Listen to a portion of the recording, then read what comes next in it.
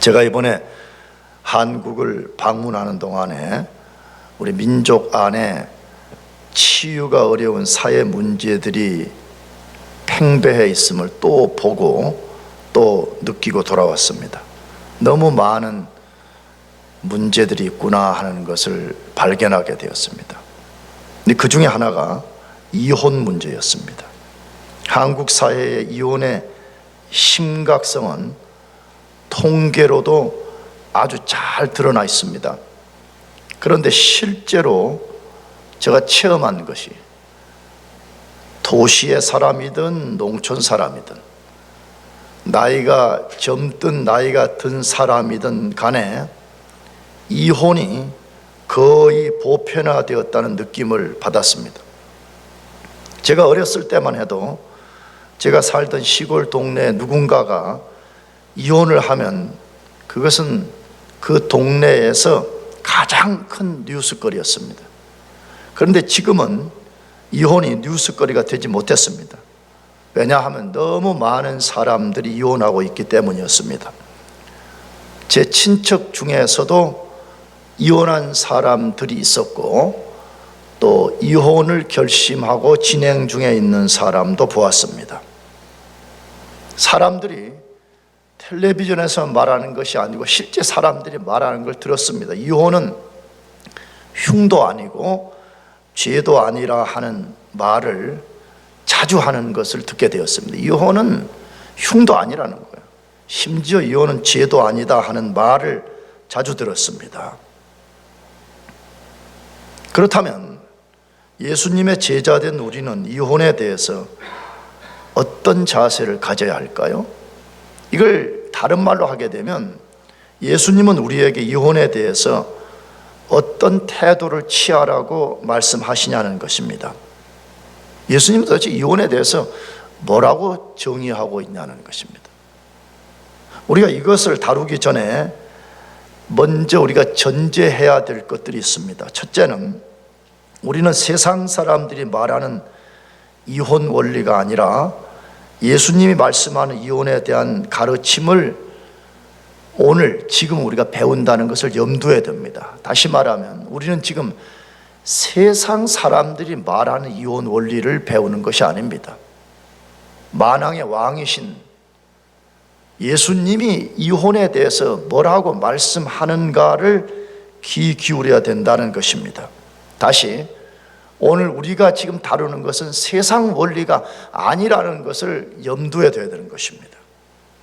두 번째 전제는 교회 안에도 이혼한 사람들이 많기 때문에 이 주제가 잘못하면 이혼한 사람들에게 상처를 줄 수 있기 때문에 조심히 다루어야 된다는 사실입니다.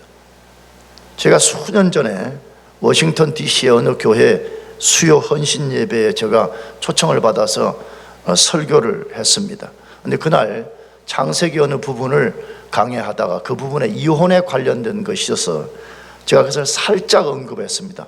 그러나 이혼을 주제로 설교한 것이 아니고 본문에 이혼이 나와서 그 부분을 살짝 다루게 되었는데 공교롭게 그 예배 사회를 맡은 어느 집사가 이혼한 분이어서 그분이 저 설교를 들으면서 아주 난처해지셨다 하는 것을 그 교회 목사를 통해서 듣게 되었습니다.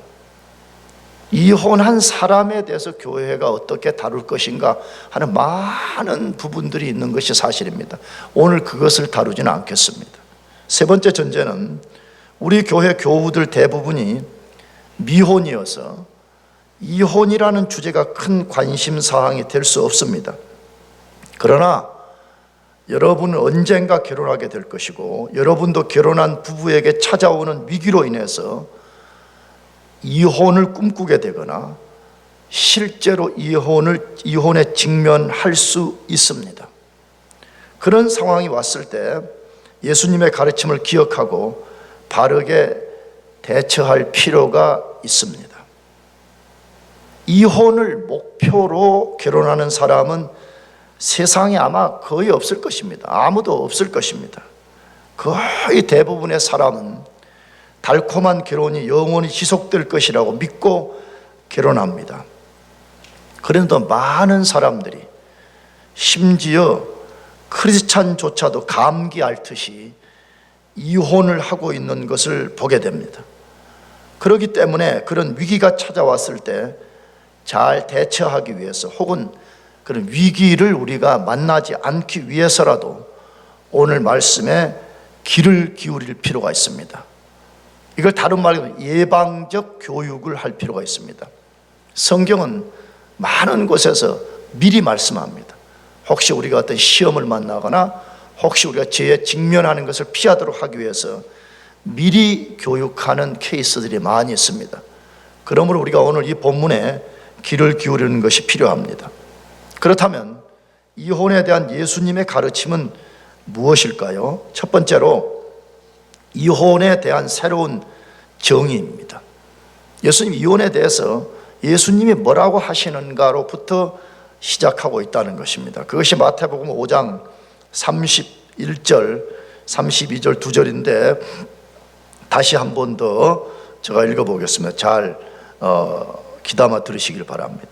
또 일렀으되 누구든지 아내를 버리려거든 이혼 증서를 줄 것이라 하였으나 나는 너희에게 이르노니 누구든지 음행한 이유 없이 아내를 버리면 이는 그로 간음하게 하며 또 누구든지 버림받은 여자에게 장가드는 자도 간음함이니라. 뭘 말씀하는 것 같습니까? 예수님이 이혼에 대해서 옛사람들이 가진 견해, 다시 말하면 율법주의자들의 잘못된 가르침에 반해서 자기 자신은 거기에 대해서 뭐라고 말씀하는지를 소개하고 있습니다. 예수님은 자신의 견해를 말씀하기 전에 옛사람들이 가진 이혼의 원리가 잘못되었음을 폭로하고 있습니다. 옛사람들의 이혼 정의, 이혼 원리는 잘못되었다고 폭로하고 있습니다. 그것이 31절의 말씀인데 한 번 더 읽어보려고 합니다.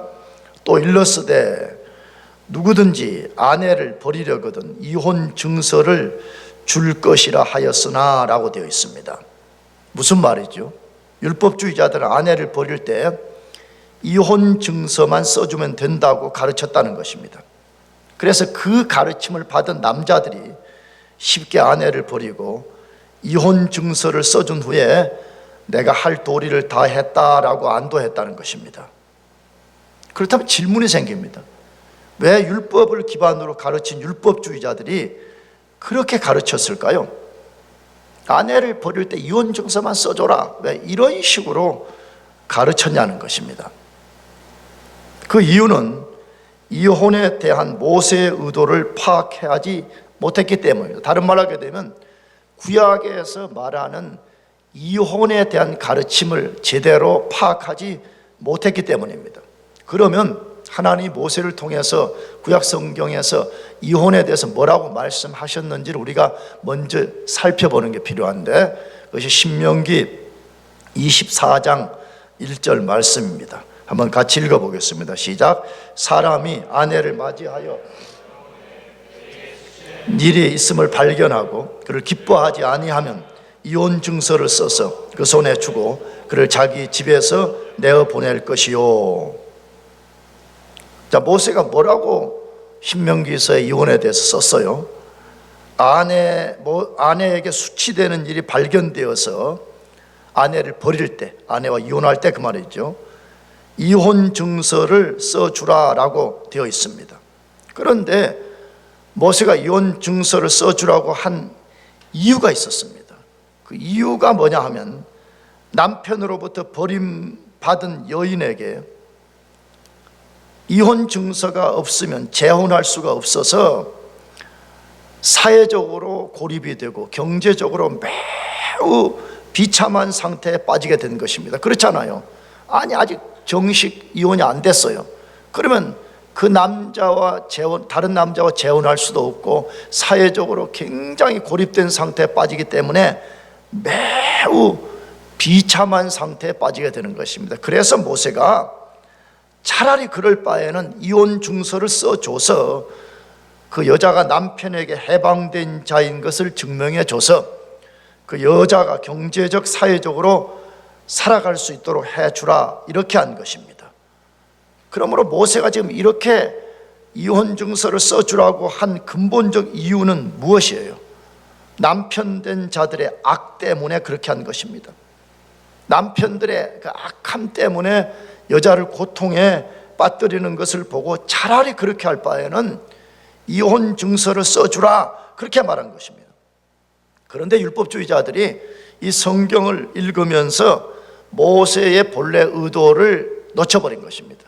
그리고 그들은 모세가 말한 말씀의 껍데기만 가져와 가지고 본문을 해석한 것입니다. 율법주의자들은 자기 욕망에 좋은 대로 성경을 해석해 버린 것입니다. 이 바리새인들 중에는 특별히 샴마이와 힐렐 학파라는 두 학파가 있었습니다. 우리도 무슨 대학에서나 어디 보면 어떤 부분에 대해서 무슨 학파가 있듯이 바리새인 중에는 샴마이와 힐렐 학파가 있었습니다. 그런데 이 두 학파는 똑같은 바리새 안에 있었지만 성경을 해석하는 데 있어서 약간 차이점을 드러냈습니다. 샴마이 학파는 이혼은 언제 가능하냐 할 때 부정을 저질렀을 때만 가능하다고 해석을 했습니다. 여기 부정은 성적인 부도덕을 지칭하는 말인 것입니다. 그에 반해서 힐렐 학파는 남편이 어떤 이유로도 이혼할 수 있다라고 가르쳤습니다. 그 어떤 이유라는 말이 아까 신명기에 읽은 수치된 일, 이 말을 해석하는 것입니다. 이 수치된 이 말을 어떻게 해석할 거냐는 구약신학에서 논쟁이 있습니다. 그런데 어쨌든 힐렐 학파는 이 수치된이라는 모세의 가르침은 남편이 어떤 이유로든 아내와 이혼할 수 있다라고 해석했습니다. 예를 들면 남편이 아내를 불쾌하게 여겨도 이혼할 수 있다라고 했습니다. 힐렐 학파는. 더 나아가서 자기 부인 외에 더 나은 여인을 발견했을 때도 결혼할 수 있다라고 가르쳤습니다. 여러분, 이 속에 뭐가 담겨 있습니까? 율법주의자들이 얼마나 여자를 업신여겼고 이혼에 대해서 얼마나 잘못된 견해를 가졌는지를 보여주고 있습니다. 근데 사실은 근데 이 세상을 가만히 들여다보면 꼭 힐렐 학파가 아니어도 얼마나 많은 사람들이 여자에 대한 잘못된 견해, 결혼 안에서의 이혼에 대한 잘못된 견해를 가지고 얼마나 여자들을 무시하고 쉽게 이혼하고 쉽게 관계를 깨뜨리는지를 우리는 잘 보고 있지 않습니까? 너무너무 고통스러운 인간 역사가 반복적으로 진행되고 있는 것입니다. 그래서 이 땅에 천국을 가져오신 천국의 왕이신 예수님이 이혼에 대한 자신의 뜻을 가르쳐 주셨던 것입니다. 그렇다면 이런 인간의 악함에 반해서 예수님의 뜻은 무엇이라고 말씀합니까? 마태복음 5장 32절 상반절에 이렇게 소개되어 있습니다. 나는 너희에게 이르노니 누구든지 음행한 이유 없이 아내를 버리면 이는 그로 간음하게 함이요라고 되어 있습니다. 옛사람들의 가르침에 반해서 예수님은 이혼에 대해서 뭐라고 말씀하시는가가 여기 아주 분명하게 나와 있습니다. 뭐라고? 다시, 나는 너희에게 이르노니 누구든지 음행한 이유 없이 아내를 버리면 이는 그로 간음하게 함이요라고 되어 있습니다. 뭘 말하죠? 예수님이 이혼에서 딱 한 가지만 가능하다고 말해요. 배우자가 성적인 부도덕한 일을 저질렀을 때만 이혼이 가능하다라고 되어 있습니다. 그 외에는 이혼이 가능하지 않다라고 예수님이 단호하게 말씀한 것입니다. 심지어 성경 전체에서는 비록 배우자가 성적으로 부도덕한 일을 저질렀지만 그가 회개하고 돌아온다면 호세아처럼 감싸 안으라 하는 것이 예수님의 가르침입니다. 뭘 지금 말하려고 그래? 이 세상이 가진 이혼관념과 예수님이 가르치는 것이 얼마나 다른가를 지금 극명하게 보여주는 거잖아요. 저는 처음에 말씀드렸습니다. 오늘 우리가 다루는 이 본문은 세상에서 이혼을 뭐라고 말하는가를 우리가 공부하는 것이 아니고 예수님이 뭐라고 하는가를 듣자는 것입니다. 예수님 분명히 말씀합니다. 이혼은 불가하다, 그 말이실까 말하면. 이혼이 가능한 유일한 한 가지가 만약에 합법적으로 있다면 그것은 배우자와의 어떤 언약적 관계를 깨뜨리고 성적인 부도덕한 일을 할 때만이 가능하다, 그렇게 말한다는 것을 우리가 잘 기억해야 됩니다. 이것이 세상이 가진 원리와 전혀 다른 원리라는 거 마음에 잘 새기길 바랍니다. 두 번째로, 예수님 이혼에 대해서 뭘 말씀하고 있습니까? 이혼을 금하는 이유에 대해서 말씀하고 있습니다. 왜 예수님이 이혼하면 안 된다고 하느냐 하는 것입니다. 자, 그것을 마태복음 5장 32절에서 소개하는데, 한 번 더 같이 32절 다시 읽어보겠습니다. 다 같이 시작. 나는 너희에게 이르노니 누구든지 음행한 이유 없이 이는 그로 간음하게 하며, 또 누구든지 버림받은 여자에게 장가드는 자도 간음함이라. 아주 분명하게 말씀해요. 왜 이혼하면 안 되는가? 왜 예수님이 이혼을 금하는가? 아주 분명하게 말씀하는데, 예수님은 아내의 성적 부도덕으로 인해서 이혼 외의 이유로 이혼을 하는 것은 간음에 해당하기 때문에 이혼을 금하고 있습니다. 어떤 논리로 말씀했지요? 만일 어떤 남자가 자기 아내와 이혼을 해서 그 여자가 다른 남자와 결혼을 하게 되면 그 여자는 간음의 죄를 범하게 되는 것이고, 그렇게 하도록 한 남편은 그 여자로 간음의 죄를 범하게 한 것이라고 말씀하고 있습니다.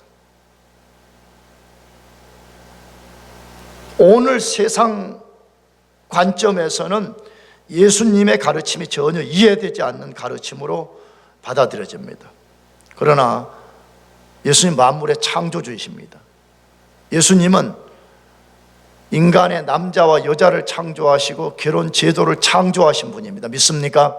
그분이 지금 이렇게 하는 것은 간음의 죄를 범하는 것이라고 분명하게 말씀하고 있습니다. 그러므로 우리도 이 사실을 그대로 받아들여야 됩니다.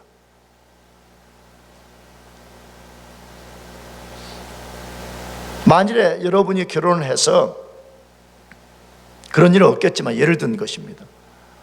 여러분이나 혹은 여러분의 배우자가 성적인 부도덕한 일을 저질러서 그것 때문에 이혼하는 것 외에 다른 것으로 이혼을 한다면, 여러분 자신이 간음의 죄를 범하게 만드는 사람이고 동시에 간음의 죄를 범하는 것이라고 말씀하고 있습니다. 우리는 간음의 죄가 아니어도 결혼 생활에서 말로 다 표현할 수 없는 어려운 고통을 겪고 있는 사람들을 우리가 보고 있습니다. 오죽하면 야, 그럴 바에는 차라리 이혼하는 게 좋겠다는 말이 나올 정도로 고통을 겪는 부부들이 있음을 압니다. 그래도 성경은 말합니다. 성적 부도덕 외에 우리가 이혼할 수 없다라고 가르칩니다. 그러면 목사님, 그런 것 말고 너무 큰 고통을 겪는 이 부부들 이거 어떻게 해야 됩니까? 그것은 우리가 다른 접근이 필요한 것입니다. 그것은 다르게 문제를 해결해야 될 필요가 있는 것입니다. 성경은 분명하게 이혼을 금하고 있다는 것을 염두에 둬야 되는 것입니다.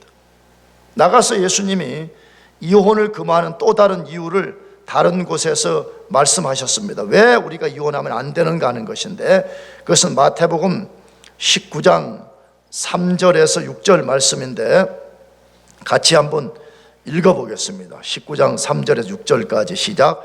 바리새인들이 예수께 나와 그를 시험하여 이르되 사람이 어떤 이유가 있으면 그 아내를 버리는 것이 옳으니까? 예수께서 대답하여 이르시되 사람을 지으신 이가 본래 그들을 남자와 여자로 지으시고 말씀하시기를 그러므로 사람이 그 부모를 떠나서 아내에게 합하여 그 둘이 한 몸이 될지니라 하신 것을 읽지 못하였느냐? 그런즉 이제 둘이 아니요 한 몸이니 그러므로 하나님이 짝지어 주신 것을 사람이 나누지 못할지니라 하시니. 예수님이 왜 이혼을 반대하신다고 말씀하고 있어요? 하나님이 남자와 여자를 창조하셨고 결혼 제도를 창조하셨고 결혼을 통해서 둘이 한 몸이 되게 하셨기 때문에 사람이 그것을 나누지 못하는 것이기 때문이라고 말씀합니다. 하나님을 믿는 신자든 믿지 않는 불신자든 결혼 제도를 창조하신 하나님이 그들로 한 몸이 되게 하셨기 때문에 그것을 사람이 임의로 나눌 수 없다는 것입니다. 꼭 기억해야 됩니다. 결혼은 두 당사자가 하나님 앞에서 결혼을 통해서 언약을 맺는 것입니다. 믿으시기 바랍니다. 하나님 앞에서 뭘 맺는 거라고요? 언약 맺는 거예요. 특히 우리 교회 젊은이들 결혼식을 얼마나 좋은 예식장에서 성대하게 할 것인가, 그건 하나도 안 중요합니다. 제가 볼 때는 그건 하나도 아니에요. 제일 중요한 것은 내가 살아계신 하나님 앞에 뭘 맺는 거라고요? 뭘 맺어요? 커버넌트를 맺는 것이라는 것을 꼭 기억해야 됩니다. 그러므로 하나님 앞에 언약을 맺은 것이기 때문에 우리가 그것을 깨뜨릴 수 없다는 것입니다. 이혼은 바로 그 커버넌트를 깨뜨리는 것이기 때문에 이혼할 수 없다라고 예수님 말씀하시는 것입니다. 잘 기억해야 됩니다. 결혼은 그냥 좋은 예식장에서 화려한 퍼포먼스를 하는 것이 결혼의 궁극적 목적이 아닙니다. 하나님 앞에서 두 당사자가 뭘 맺는 거라고요? 언약을 맺는 것이라는 것을 꼭 기억해야 됩니다. 그러므로 이걸 우리가 깨뜨릴 수가 없다는 것입니다. 나가서 예수님이 이혼을 반대하시는 또 다른 이유를 많은 성경에서 소개합니다. 그것은 이혼으로 인한 고통 때문입니다. 이혼하게 되면 너무 많은 고통이 동반된다는 것입니다. 제일 먼저 이혼하는 두 사람의 고통이 너무 큽니다. 사람들이 결혼에 문제가 생기면 쉽게 이혼을 생각하고 이혼을 선택하지만 갈라서기까지 얼마나 많은 고통을 겪으며 이혼 후에 이혼으로 인한 후유증의 고통을 얼마나 크고 오랫동안 겪는지 우리는 간접적으로 알고 있습니다. 여러분, 왜 결혼하면 그토록 많은 문제가 있어요? 그건 뭐 지금 다 설명할 수 없습니다. 그러나 간단하게 말하면 문제 있는 사람끼리 서로 희생하고 그 문제 속에서 서로의 약점을 보완해주고 서로를 섬기라고 예수님이 그런 약한 자들을 붙여준 거잖아요. 그런데 결혼하자마자 서로 뭐 성격이 안 맞다는 둥 뭐가 안 맞다는 둥 그러면서 그 결혼 속에서 제자도를 발휘해야 되는, 다시 말하면 상대를 리스펙트하고 섬기는 이걸 다 포기해버리고 이혼이라는 쉬운 것을 선택하게 되는데, 그렇게 되면 많은 고통이 동반되게 되고 제자도를 발휘하는 것보다 더 많은 값을 지불해야 된다는 것 때문에 예수님이 이혼하지 말라고 말씀하는 것이에요. 나가서 여러분, 이혼하게 되면 그 이혼한 부부의 자녀들이 어떻게 됩니까? 마음과 육체가 말로 닿을 수 없는 고통을 겪게 되고, 가장 큰 비극은 그거예요. 여러분, 자녀들이 아버지 어머니를 통해서 그 두 사람의 역할을 통해서 자녀들이 배우고 앞으로 자기가 성장해서 결혼하게 되면 남편의 역할, 아내의 역할을 하는 것을 해내야 되는데 이 모델을 본 적이 없는 거예요. 아빠만 있는 집, 엄마만 있는 집, 이 속에서 자란 아이들이 성장을 하니까 다 다른 역기능의 가정을 또 만들어내게 되는 것이에요. 나가서 어떻습니까? 이혼하게 되면 또 다른 사회 문제를 야기하게 됩니다. 이혼이 사회에 미치는 부정적 영향은 너무 큽니다. 이혼한 본인들은 부정할지 몰라도 그 폐해를 자기들도 모르게 온 사회에 미치게 됩니다. 그래서 예수님은 이혼을 반대합니다. 그 외에도 많은 이유들 때문에 성경에서는 이혼을 금하고 있다는 것을 꼭 염두에 두고, 결혼한 사람들은 여러분들의 가정이 건강하도록 늘 기도해야 됩니다. 아멘이죠?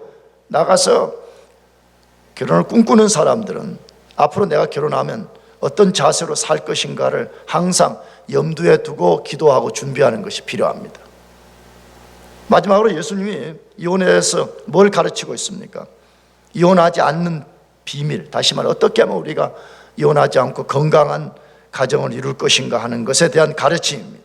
첫 번째로는 결혼은 하나님 앞에서 두 당사자가 언약을 맺는 것임을 기억해야 됩니다. 아까도 제가 말씀드렸습니다. 결혼한 두 당사자가 하나님 앞에서 뭘 맺는 거라고요?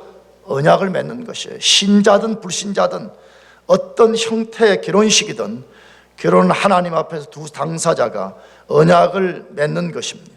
왜 그렇습니까? 왜 신자든 불신자든 다 하나님 앞에서 언약을 맺는 거예요? 그것이 언약이든 알든 모르든 상관없이 다 언약을 맺는 것이에요. 아까도 말씀드렸잖아요.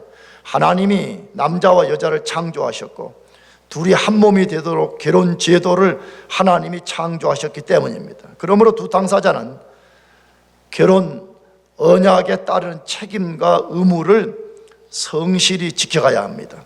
그것이 무엇입니까? 두 당사자가 언약에 성실히 책임을 다해야 되는 내용이 뭐냐 하는 것입니다. 두 당사자가 피차에 하나님을 경외하면서 남편은 아내를 사랑하고 아내는 남편에게 순종하는 것입니다. 꼭 그렇게 하시기를 축복합니다. 매우 중요한 이야기예요. 내가 결혼 세미나도 말씀했지만, 그래서 여러분이 절대라는 말을 좀 쓰기는 그렇지만 거의 절대로 믿는 사람과 결혼해야 됩니다. 두 당사자가 먼저 하나님을 경외해야 됩니다. 두 당사자가 하나님, 남편도 아내도 하나님을 경외하고 나가서 피차에 서로 책임을 다할 수 있어야 됩니다. 남편은 아내를 사랑하고 아내는 남편에게 순종하는 일을 해야 된다는 것입니다. 결혼 후에 배우자가 어떤 상황에 있든지 끝까지 사랑하고 순종하겠다는 마음을 갖는 것이 언약의 책임 중에 하나인 것입니다. 여러분, 결혼하기 전에는 얼마나 다 좋은 것만을 상대방에게 보이려고 그래요. 근데 결혼하고 나면 많은 핸디캡들이 보이기 시작할 수 있잖아요. 그러나 내가 하나님 앞에 언약을 맺었다면 그 배우자의 핸디캡까지도 내가 다 안겠다고 하는 이 마음을 가지고 살아야 된다는 것입니다. 그러므로 여러분들이 쉽게 결혼해서는 안 되는 것입니다. 결혼했을 때 어떤 상황이 찾아온다 할지라도 결혼 언약을 성실히 지킬 마음을 길러내야 됩니다. 그 마음이 길러내지고 그 마음을 가진 후에 여러분들이 결혼해야 되는 것입니다. 두 번째로, 이혼하지 않는 또 하나의 비밀은 결혼 후에 찾아오는 부도덕한 성적 욕망과 유혹을 잘 처리해야 됩니다. 결혼하면 성적 부도덕한 욕망과 유혹이 안 찾아오는 것이 아닙니다. 인간은 죽을 때까지 이 문제와 싸워야 되는 것입니다. 예수님 당시의 사람들이 아내를 쉽게 버리는 이유 중에 하나가 부도덕한 성적 욕망 때문이었습니다. 특히 말라기서를 보게 되면 남자가 젊었을 때 어린 아내를 취합니다. 너무 아름답고 너무 이쁘고 그렇습니다. 나이가 점점 들어가서 아내가 늙어지고 그 아름다운 모습이 사라지고 났을 때 남자가 아름다운 다른 여인들에게 눈을 돌리게 된다라고 되어 있습니다. 그럴 때 부도덕한 욕망을 따라가면 절대로 안 된다는 것입니다. 늙어가는 아내를 버리고 그런 여자를 선택하면 행복이 배가 될 것이라는 유혹을 단호히 버려야 됩니다. 여러분, 그런 것들은 다 문자 그대로 유혹입니다. 유혹. 목사님, 나는 그런 거 걱정할 거 없어. 난 지금 장가만 갔으면 좋겠습니다. 장가 간다니까. 할렐루야. 그리고 장가 가면 방금 말한 그것을 반드시 여러분 직면하게 되어요. 여러분, 그럴 때 부도덕한 욕망을 주게 되고요, 문자 그대로의 유혹을 여러분들이 잘 떨쳐내야 됩니다. 얼마나 많은 사람들이 이런 욕망과 유혹 때문에 결혼식 때 아내를 영원히 사랑하겠다고 고백하고도 쉽게 버리는지 모릅니다. 만일에 저와 여러분이 이런 욕망의 종이 되고 이런 유혹을 쉽게 받아들이게 된다면 성경의 가르침대로 됩니다. 성경은 부도덕한 성적 욕망을 따라가면 잠언서에 뭐라 그랬죠? 모든 것을 잃어버릴 것이고 불을 손으로 만진 것처럼 화상, 다시 말해 인생이 큰 해를 입을 것이라고 말씀하고 있습니다. 그러므로 미혼 때도 성적인 순결을 잘 지켜야 되지만 결혼 후에 찾아오는 성적 욕망과 유혹을 잘 처리해야 된다는 것을 꼭 기억해야 됩니다. 마지막 세 번째로, 이혼하지 않는 비밀, 결혼이라는 울타리를 허무는 것을 과감하게 막아놔야 됩니다. 결혼이라고 하는 뭘 허무는 것들, 울타리를 허무는 것들을 과감하게 막아내야 됩니다. 결혼 생활을 진행하다가 보면 결혼을 파괴하는 것들이 결혼 안으로 침투하려고 합니다. 그것이 무엇일까요? 그럼 너무 많습니다. 그건 다 여기 거론할 수가 없습니다. 그러나 몇 가지만 우리가 살펴보면, 첫 번째로는 서로에 대한 존경과 신뢰를 잃게 하는 것입니다. 제가 지난주에 어느 결혼업체에서 설문조사 한 것, 그 중에 약 600상 가까운 이혼자들에게 왜 당신 이혼했어요? 이혼의 가장 큰 요인이 무엇이어요? 했을 때 1위가 뭐냐 그러면 서로가 서로를 신뢰하지 않고 존경하지 않는 것 때문이라 하는 것을 발견하고, 여러분 결혼 생활에서 부부가 서로를 존경하고 서로 신뢰하는 것이 얼마나 중요한가 하는 걸 발견하게 되어요. 사실이에요. 결혼 언약 속에 우리가 해야 되는 가장 중요한 것 중에 하나가 서로를 존경하고 서로 신뢰하는 것이라고 말합니다. 그런데 결혼을 하다가 보면 자꾸 이런 것을 허물려고 하는 것들이 우리 삶에서 발견이 되는데, 이걸 잘 막아내야 된다 하는 것이에요. 두 번째로는 배우자 외에 다른 사람에게 관심을 두는 것을 막아내야 됩니다. 상당히 많은 사람들이 외도하고 이혼에 이르게 되는 이유 중에 하나는 배우자 외에 다른 사람에게 관심을 두는 것 때문에 그렇습니다.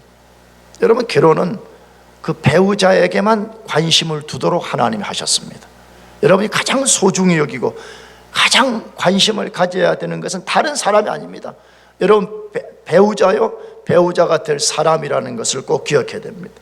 세 번째로는 결혼 생활이 몸이 건조해지지 않도록 만들어야 됩니다. 결혼 생활이 몸이 건조하도록 서로 방치하는 것은 결혼이라고 하는 울타리를 허물어 버리는 것과 마찬가지입니다. 여러분 지금 결혼하지 않은 분들은 야 결혼만 해라, 내가 익사이팅하게 영원히 살 것이라 생각, 절대 그렇지 않습니다. 어느 시점에 가면 결혼 전에 가졌던 그런 기대감들이 사라져버리고 문자 그대로 몸이 건조해지기 쉽습니다. 그러나 그것을 방치해서는 안 되는 것입니다. 이 몸이 건조하지 않게 하는 제일 좋은 방법이 무엇일까? 저는 개인적으로 하나님을 예배하는 것이라고 생각합니다. 두 사람이 하나님을 같이 예배하는 것입니다. 하나님의 은혜를 같이 늘 경험하는 것입니다. 그 경험한 은혜를 같이 나누는 것입니다. 그럼 하나님은 늘 새로운 분이시고 새 일을 창조하시는 분이기 때문에 우리가 몸이 건조해지는 삶을 극복해낼 수가 있습니다. 네 번째로 결혼의 중요성과 가치를 높게 두지 않는 태도를 취하는 것, 이걸 잘 막아내야 됩니다. 여러분 결혼이 매우 중요합니다. 결혼을 통한 가정이 매우 중요합니다. 근데 자꾸 사람들이 산업사회가 되다 보니까 결혼을 별로 중요하게 다루지 않아요. 자꾸 어떤 자기가 성취하려는 목표, 목적에만 염두에 두다 보니까 가정을 방치하고 부부 생활의 여러 것들을 방치하게 될 때에 결혼이라는 울타리를 허물어 버리게 되는 큰 위기를 만나게 되는 것입니다. 다섯 번째, 남편이 아내에게, 아내가 남편에게 해야 할 성적인 의무와 책임을 다하지 않는 것입니다. 에베소서는 이걸 아주 분명하게 말합니다. 남편이 성적으로 해야 될 역할, 아내가 성적으로 해야 될 역할이 분명히 있다고 말하는 것입니다. 그런데 이 부분들의 책임을 다하지 않는 것입니다. 그렇게 될 때에 외도하게 되고 잘못된 방향으로 가게 된다는 것입니다. 여섯 번째, 남편이 경제적 책임을 다하지 않는 것입니다. 물론 성경에는 남편이 꼭 반드시 경제적으로 책임을 져야 된다라는 그런 문구는 없지만 성경 전반적 가르침은 남편이 가정의 경제적 책임을 져야 된다라고 말하고 있습니다. 그런데 이것을 소홀히 하는 것입니다. 나가서 아내는 가정을 잘 돌보라고 잠언서에서 말하고 있습니다.